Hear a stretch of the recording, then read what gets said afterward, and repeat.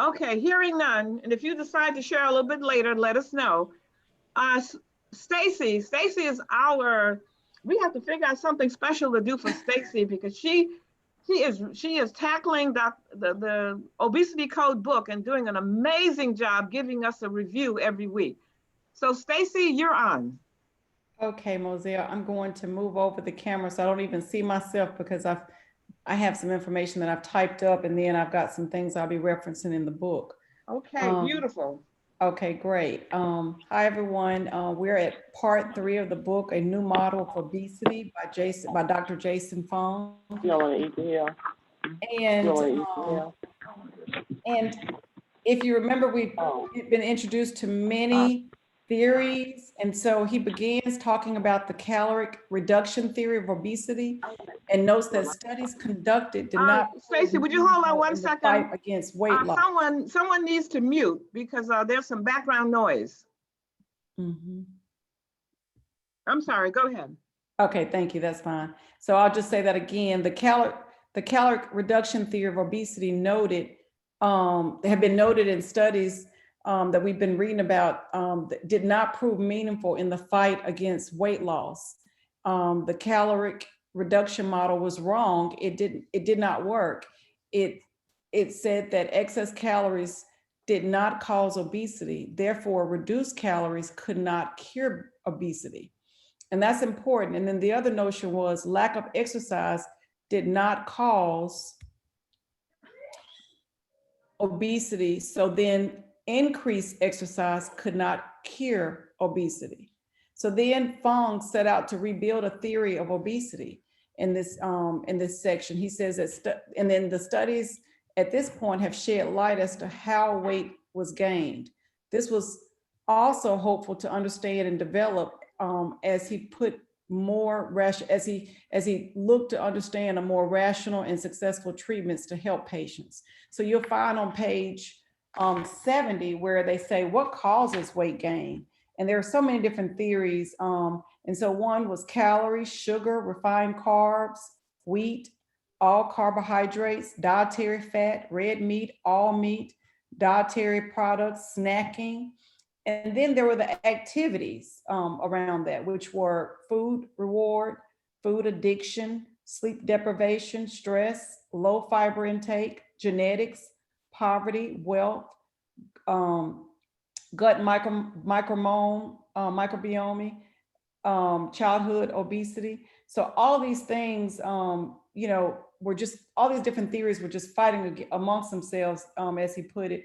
And he says that it wasn't that they were not correct. It's just that one wasn't correct over the other. It just would depend on what the situation was. And so, so then he also pointed out that there started to be more look into what caused heart attacks. And so he gave a partial list of some contributing factors with heart attacks, which is family history, age, sex, diabetes, hypertension, smoking, stress, lack of physical activity, to name just a few. And so what they did was they also started bringing the notion of smoking, and they said that smoking and correlated well with high blood pressure. And so all these factors could weigh in on how one would suffer from a heart attack. So all these different studies have been conducted. And so one thing that they mentioned is that you don't get fat or you don't get obese overnight. It all happens over time. And so the one thing that seemed to be common in all these studies that we been talking about is that no one was looking at the variable of time. So that was really what was interesting about this chapter, A New Hope, is that you point out that you've got to look at the time, because no one gets fat just overnight.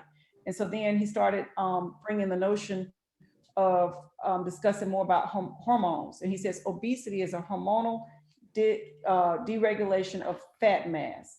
The body maintains a body set weight, much like a thermostat. So he did a analogy of your thermostat in your house and said that the body set weight is set to, when the body set weight is too high, then often obesity results. And if the current weight is below our body set weight, our body starts to stimulate hunger, and we also decrease in our metabolism. So the body tries to regulate itself by reaching the body's set weight.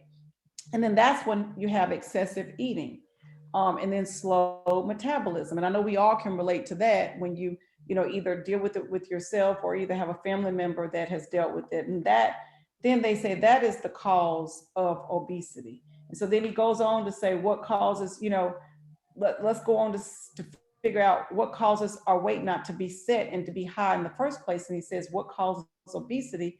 And he says that, we just need to study more about how do we raise and lower our fat thermostat. So I like that analogy that he pointed out to. And so then he goes on to talk more about obesity is not just caused by excess calories, as we stated a number of times, and all the assumptions that we've heard, calories in, calories out are independent of each other. A metabolic rate is stable. We exert conscious control over calories in, which means that we can decide, alone about, the calories in, and we can control that. And then fat stores are essentially unregulated. That's not true. And then a calorie is a calorie. And we learn also that's, the difference in some calories. We're learning about that with the foods that we're eating on this journey. So that part of the chapter was really, really, really had a lot of information, and it went on to move into another section of insulin.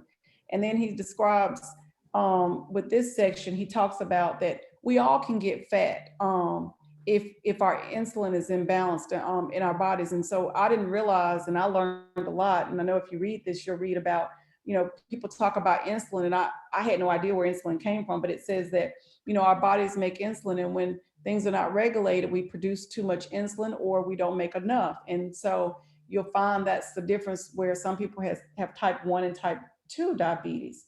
And so he describes and says that insulin is commonly used to treat both types of diabetes. In type 1 diabetes, there's a destruction of insulin producing cells of the pancreas, resulting in very low levels of insulin. Patients require insulin injections to survive. And in type 2 diabetes, cells are resistant to insulin and insulin levels are high, and patients do not always require insulin. And so, he pointed out that a lot of doctors or whomever, medical professionals, they just resort to giving patients oral medications without trying to figure out the origination of their problem. So it points out that in this section also, a study, and it gives a lot of different studies, but one stood out about a 25-year-old woman being diagnosed with insulinoma, and so she gained 25 pounds over the years and prior to her diagnosis. And so she had an increased caloric intake that did not account for the weight gain, and then the reduced caloric intake did not account for the weight loss. So therefore, we learned that there was an issue with her insulin. And so then we realized that, reducing calories didn't make a change, and reducing her calories and increasing her calories did not make a change, and did not account for the weight loss. So that was an interesting study that they pointed out. And, again, she didn't get fat overnight. It took a long time. And so then, and then moving forward in this chapter, he just talked more about how it's crucial to understand about how all our bodies, at different times, can have higher insulin levels and lower insulin levels, during our lifetime. And so he says that's when he introduces cortisol. And cortisol is the stress hormone that most of us refer to as a stress cortisone.